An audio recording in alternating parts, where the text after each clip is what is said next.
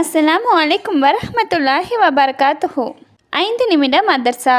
Friends, வீடியோக்குள்ளே போகிறதுக்கு முன்னாடி சேனலில் சப்ஸ்கிரைப் பண்ணாதவங்க சப்ஸ்கிரைப் பண்ணுங்கள். அதே மாதிரி வீடியோக்கு லைக் போடுங்க.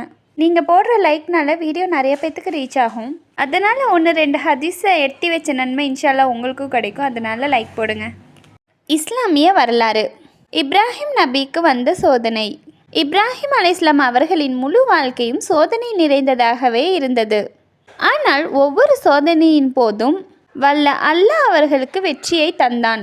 கவனிக்க வேண்டியவை என்ன எனில், தந்தை உட்பட்ட ஒட்டுமொத்த சமூகத்தாரும் அரசரும் இறை செய்தியை கூறியதற்காக கொழுந்து விட்டெறியும் நெருப்பில் போட தீர்மானித்த போது இவர்கள் அஞ்சவில்லை. பிறகு முதுமையின் பல துஆக்களுக்கு பிறகு இஸ்மாயில் அலைஹிஸ்ஸலாம் அவர்கள் பிறந்ததும் ஆசை மகனை விட்டு பிரியும்படி அல்லாஹ் ஆணையிட்டான்.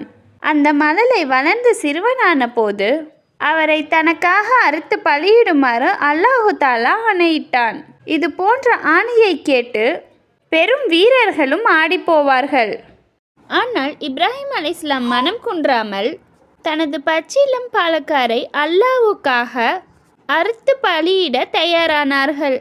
ஒரு நன்றியுள்ள மனிதரை போன்று தம்மால் இயன்றதுக்கு மேலாக செய்தார்கள்.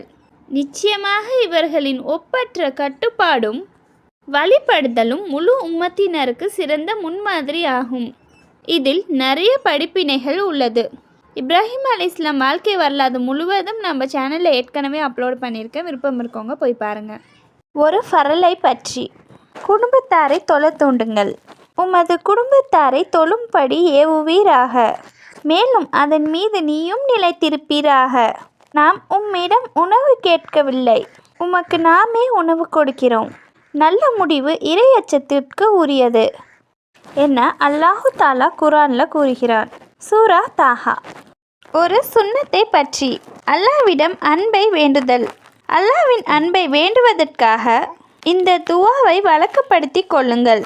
இந்த துஆ நபி மூசா அலைஹிஸ்ஸலாம் அவர்கள் துர்சீனா மலைக்கு செல்லும் போது ஓதினார்கள். சூரா அரபில் இருக்கு. இந்த துஆவோட பொருள், இறைவா, நீதான் எங்களுடைய பாதுகாவலன். ஆகவே எங்களுக்கு மன்னிப்பளிப்பாயாக, எங்களுக்கு கிருபை செய்வாயாக. மன்னிப்பவர்களுக்கெல்லாம் நீயே மிக்க மேலானவன். ஒரு முக்கிய அமலின் சிறப்பு. நரகத்தில் இருந்து ஈடேற்றம்.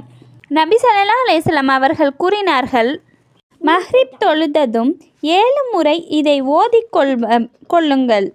யா அல்லாஹ், நரகத்திலிருந்து என்னை பாதுகாத்து விடுவாயாக. இதை ஓதிய